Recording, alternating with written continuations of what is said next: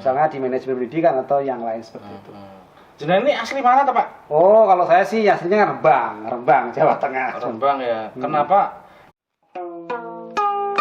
Arketipum 18. Ya, selamat berjumpa kembali di channel Arketipum 18. Pada pertemuan kali ini kita akan membahas mengenai motivasi. Nah, jadi di Arketipum 18 ini ada materi-materi perkuliahan, materi-materi pembelajaran, dan salah satunya mengenai motivasi. Kali ini kita sudah bertemu dengan salah satu dosen dari Universitas Muria Kudus. Ini yang akan memberikan motivasi karena beliau menurut saya perjuangannya dari awal meniti karir ini sangat berliku-liku, dan dari namanya yang singkat, tetapi singkat ini bukan berarti gelarnya itu singkat. Nah, ini kita akan belajar dari beliau ini. Nanti harapannya Anda memperoleh pencerahan mengenai karir Anda, kemudian pencerahan lagi mengenai tujuan dari hidupnya Anda nanti akan menekuni apa. Kita sudah bersama dengan Pak Sumaji, SPD, MPD, MPD. Jadi MPD-nya itu 2 kali, S2-nya 2 kali. Pak Sumaji, SPD, MPD, MPD. Ini 2 kali nih. Dan sekarang beliau sedang melanjutkan pendidikan S3 di Universitas Negeri Malang ya Pak ya? Betul Pak. Di Negeri Malang ini beliau merupakan salah satu senior saya. Ketika saya masuk di UMK ini tahun 2012, beliau masuk ke sini tahun berapa ya? Saya masuk di Universitas Muria Kudus itu adalah tahun 2010. 2010, jadi memang Ya, dia senior saya ini. 20 tahunan Pak, seperti itu. Hampir 10 tahun ya? 10 tahun ya, 10 tahun Pak. 2010 ya, ini ya, 2020 ya. 10 tahun. 10 tahun. Sudah tidak terasa, sudah 10 tahun beliau mengabdi. Ini merupakan profesi beliau yang ditekuni. Sekarang jenengan ada di prodi? Saya di prodi Pendidikan Matematika. Pendidikan Matematika ya. Wah, ini Anda pakar hitung-hitungan ini. Selalu hati-hati dan selalu seleksi ketika melakukan sesuatu. Nah, ini kenapa akhirnya jenengan ini yang saya pertanyakan dari awal tadi namanya memang Pak Sumaji ini. Tetapi jenengan ini gelarnya ini S2-nya S1 dulu ya, Sumaji, SPD, MPD, MPD. Kenapa bisa sampai 2 kali melakukan pendidikan S2 Pak Sumaji? Ini ceritanya gimana? Ya, jadi kalau kita berbicara tentang tadi ya yang ditanyakan oleh Pak Fai, kenapa sampai ambil S2 2 kali seperti Iya, itu? iya itu. Jadi kalau saya boleh bercerita terkait Harus hal bercerita, tersebut. harus. Jadi yang pertama kan saya S1-nya pendidikan matematika. Ya. Selanjutnya kemudian saya ngambil S2 pendidikan dasar di Universitas Negeri Semarang. Ya. Kenapa waktu itu saya kemudian mengambil S2 pendidikan dasar?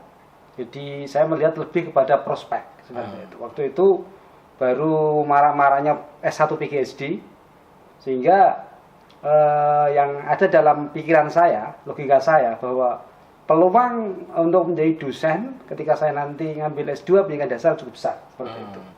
Dibandingkan kemudian kalau saya misalkan mengambil S2 karena S1 saya pendidikan matematika, saya lebih kepada prospek seperti itu. Ya. Terus kemudian waktu itu alhamdulillah saya diterima di Universitas Muria Kudus. Tapi sebelumnya saya sebenarnya sudah melakukan mencari peluang sebelum saya lulus. Di antaranya di beberapa perguruan tinggi ya di sekitar Kudus dan sekitarnya seperti itu. Dan saya melamar di 3 perguruan tinggi waktu itu sebelum saya lulus itu. Alhamdulillah yang keterima lebih awal di sini.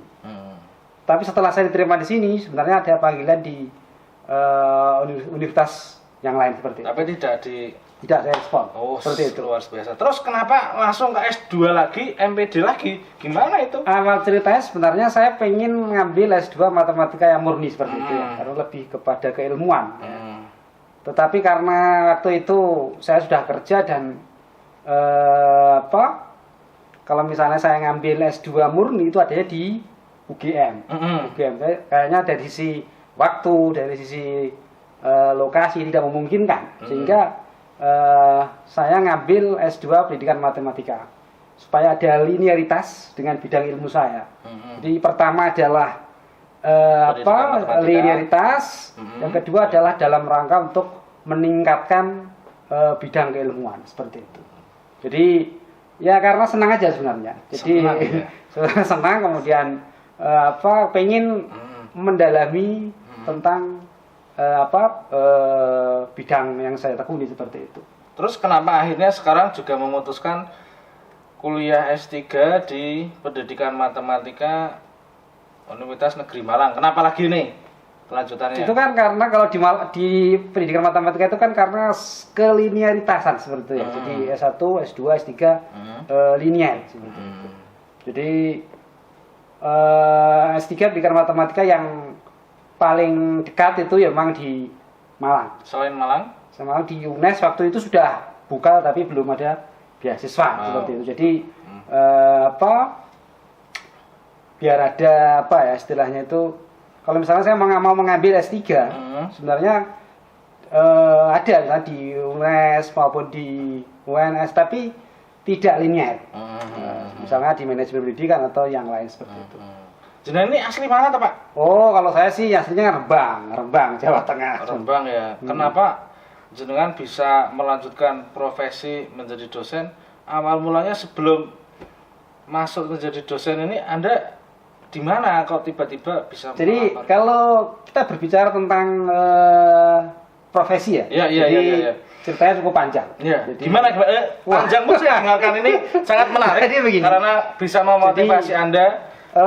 Waktu saya lulus SD, Iya. sejak kecil saya sudah ditinggal oleh orang tua saya, ayah saya, ya seperti itu. SD kelas berapa Pak? SD kelas 5 waktu itu SD ya. kelas 5 sudah Ditinggal oleh ayah saya. Kemudian ibu masih. Kemudian saya melanjutkan ke SMP ya. Jadi karena orang desa itu paling SMP sudah maksimal gitu ya. Dan waktu itu saya berhenti sejak sekolah. Setelah SMP? SMP ya, itu sekitar 2 tahun ya. 2 tahun? 2 tahun saya waktu itu kemudian Ngapain Pak? Kerja. Kerja apa? Ya bantu orang tua di rumah dan waktu itu merantau di Surabaya. Ya, Jenengan sampai ke Surabaya? Ya, waktu itu. Itu sekitar tahun 9. Di sana ada saudara atau enggak? Oh, enggak. Itu ada istilahnya apa ya? Kalau orang desa itu merantau itu pengalaman. Ya, pertama mencari pengalaman, kedua mencari ekonomi ya. Jadi kerjanya kasaran seperti itu. Iya. Kerja apa Pak? Ya di proyek bangunan itu waktu itu. Wah, itu cukup berat, pekerjaan sangat melelahkan. Sampai berapa tahun Pak? Nah, itu ya karena Lulus SMP itu SMP itu ya. Jadi mungkin 2 minggu sekali, 2 minggu setelah capek pulang gitu ya. Nanti kira-kira ada waktu senggang lagi kita kesana lagi seperti itu. Berarti selama jeda SMP itu 2 tahun, jangan bolak-balik Rembang Surabaya untuk kerja ya? Untuk kerja, untuk mengumpulkan uang dalam rangka untuk melanjutkan studi ke SMA. SMA atau SMK? SMA. SMA ya, SMA. Selesai. Terus ini SMA nggak ada cuti-cuti lagi ya? Oh, langsung setelah selesai SMA tidak langsung kuliah waktu itu saya. Berarti SMA 3 tahun tetap jalan. Setelah itu? Setelah lulus SMA saya merantau di Kalimantan. Setelah lulus SMA di Kalimantan? Iya. Tahun berapa itu Pak? Sekitar tahun 99 itu. 99 ya? Jadi tahun 99 saya merantau. Kenapa merantau? Karena memang saya ingin merubah nasib. Merubah nasib luar biasa. Cocok ini Pak. Merubah nasib salah satunya dalam merantau. Orang merantau pasti mandiri Pak. Oh betul. Karena kalau misalnya saya tetap di kampung gitu ya, tentu dari sisi pengalaman, dari sisi penghasilan itu tidak akan berubah. Dan salah satu jalan yang saya lakukan adalah bagaimana saya bisa keluar dari desa, mencari pengalaman, seperti itu dalam rangka untuk mencari pengalaman dan penghasilan, begitu. Nah, akhirnya saya merantau di Kalimantan. Kebetulan di sana ada saudara di sana di Kalimantan itu. Saya kerja jadi proyek juga karena kita tidak punya keterampilan karena hanya lulusan SMA, non keterampilan. Saya kemudian kerja di proyek bangunan juga di situ. Di Kalimantan? Oh iya, awal-awalnya bangunan juga. Jadi ketika bangunan, selama-lama kecapek, kemudian ngajar di SD, ikut ngajar di SD waktu itu. Tapi masih pakai ijazah SMA ya? Oh iya, SMA. Karena emang di waktu itu di Kalimantan itu masih kekurangan banyak guru, gitu ya. Jadi guru-guru yang ada di sana itu guru-guru untuk guru-guru SD itu lulusannya hanya lulusan SMA. Karena SPG kan sudah tutup ya waktu itu ya. Jadi Wiyata Bakti. Iya. Sebenarnya kalau misalkan saya tetap bertahan di sana mungkin ya sudah PNS di sana seperti itu. Kenapa? Kenapa pertimbangan Ya jenengan? karena kalau PNS? waktu itu saya waktu itu kan di SD ngajar di SD ya. Ya. SD saya itu memutuskan untuk balik ke pulang kampung Ya. dalam rangka untuk sebenarnya pengen melanjutkan studi. Nah, karena kenapa? Saya bercita-cita setelah lulus studi nanti saya balik ke sana begitu loh. Balik ke sana. Nah, kebetulan setelah saya selesai kuliah S1, saya juga balik ke sana lagi. Nah, Berarti S1 selesai, ya, ke Kalimantan lagi. Waktu itu saya ngajar di SMK, itu SMK Negeri Sangatta. Sebelumnya di SD. Ya, karena sudah S1 kemudian saya ngajar Baru di SMK. di SMK Terus? seperti itu. Di SMK hampir sekitar mungkin ya setengah tahun lah. Nah, waktu itu kemudian karena tidak jelas nasibnya waktu itu, terus saya memutuskan untuk balik. Tapi sebenarnya saya itu nasib saya itu apa ya istilahnya itu, terus saya menggantikan ya, guru yang sudah kontrak, itu kontrak oleh pemerintah daerah. Istilahnya beliaunya itu pulang kampung, saya sudah menggantikan beliau, sudah saya urus di Kadis juga di Kutai Timur waktu itu. Tetapi seiring berjalan waktu saya tunggu-tunggu ada keluar SK-nya. Kebetulan saya pulang kampung, SK-nya keluar. Nah, itu. Jenengan balik ke Jawa. Oh iya. SK keluar. SK keluar itu. Ya, yang jenengan balik ke Kalimantan lagi. Waktu itu karena sesuatu hal saya tidak memungkinkan balik ke sana dan saya belum punya HP waktu itu. Oh iya. Nah, belum punya HP, akhirnya setelah beberapa bulan kemudian saya ada komunikasi dengan teman di sana. Beliau bilang, "Oh, SK-mu sudah keluar. Seandainya kamu tetap bertahan di sini, PNS bersama dengan saya," bilang begitu. Itu jarak berapa hari, Pak? Ya paling sekitar 1 bulan dari saya pulang itu. Ya, Karena nasibnya bukan di sana lah, gitu belum ya. rezekinya, Pak. Ya belum rezekinya. Itu singkat cerita seperti itu. S1, berarti Wah, iya. ada masa-masa kecewa ya, Pak ya. Betul. Terus tiba-tiba kok lanjut ke S2 karena tadi melihat peluang PGSD itu saat itu banyak sekali peminatnya, jenengan lanjut S2. Terus ceritanya belum sampai ke situ. Belum. Akhirnya saya terus ngajar lagi di sekolah. Gitu, di Sekolah apa, Pak? Di SMA waktu itu di daerah Rembang, di Rembang sana. Kembali lagi ke Rembang, ya. Berarti belum mengenal Kudus ya? Belum. Jadi setelah dari Kalimantan kembali lagi ke Rembang, ngajar. Ngajar di SMA seperti itu. Nah, setelah saya SMA itu, karena melihat prospek yang cukup besar tadi, kalau misalnya tetap bertahan dengan jasa saya S1, kayaknya untuk diangkat jadi PNS itu kan kemungkinan agak sulit ya, karena memang saya melihat ada beberapa yang tidak wajar gitu ya, seperti harus ya tidak perlu istilahnya tidak bisa dulu masih sendiri seperti itu dulu masalah, ya. Seperti itu ya. Jadi saya berpikir dengan kondisi keuangan seperti itu ya tidak memungkinkan untuk saya cita-cita menjadi PNS itu.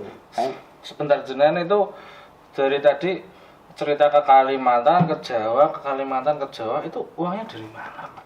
Loh, kalau dari Jawa Kalimantan kan biayanya tidak terlalu mahal. Jadi kalau naik kapal itu paling uangnya itu dari mana? Uang apa? Siapa yang mendanai jenengan bolak-balik itu uang? Kan hanya 2 kali. Oh, 2 kali. Terus Iya. ketika jenengan daftar ke S2 itu dananya dari mana, Pak? Oh, itu ceritanya ya ceritanya itu Ada subsidi enggak ya? ya masuk? betul. Ada lebih dari saudara-saudara gitu. Saudara-saudara ya. Dari kakak Jadi saudara saya. bukan dari orang tua tetapi dari saudara-saudara. Orang tua bantu tapi ya karena keterbatasan dan itu artinya ya mungkin tidak terlalu banyak. Jadi memang keluarga itu bukan dari ayah atau dari ibu karena ayah sudah meninggal tinggal ibu. Jadi jenengan masih punya saudara-saudara yang betul. mensubsidi jenengan membantu untuk meningkatkan karir jenengan. Ya? Oh iya. Kenapa didukung, Pak? Loh, Saat itu mungkin S2 masih jarang. waktu itu kan Nggak tahu peluang ke depan seperti apa, Pak. ya waktu itu saya meyakinkan kepada mereka-mereka bahwa prospeknya cukup bagus. Jadi kakak saya itu walaupun sudah berkeluarga mereka dengan rela untuk membantu mensubsidi saya. Luar biasa. Wah seperti itu. Sampai mungkin ya ada beberapa bantuan dari orang tua itu ya mungkin tidak terbatas gitu. Karena Sampai saya itu saya juga masih mengajar di SMA. masih kuliah S2, masih ngajar. Jadi agak bolak-balik ya. Betul. Di Semarang pasti nginep di kos. Oh, waktu itu di UNES mesti menyediakan kamar untuk tidur iya. di situ. Jadi Berarti ada wah, fasilitas ya. fasilitas malam 10.000 Bisa ngirit lagi. betul bos. Prihatin sekali nih Pak Maji. Dan jadi Karena saya itu. melihat Pak Maji ini benar-benar dari dasar. Orang yang dari dasar meniti karir sampai sekarang dan posisinya sudah di dalam puncaknya dia belajar. Menurut saya itu sesuatu perjuangan. Perjuangan yang sangat luar biasa dari Pak Maji. Tapi yang saya heran, kenapa Pak Maji ini suka dengan matematika? Padahal di situ ngitung-ngitung terus, Pak. Adanya ngitung-ngitung ya jawabannya ya itu. Kenapa Pak Maji menyukai dengan bidang matematika, Pak? sebenarnya sih kalau dibilang suka sih ya suka loh enggak juga sebenarnya sih.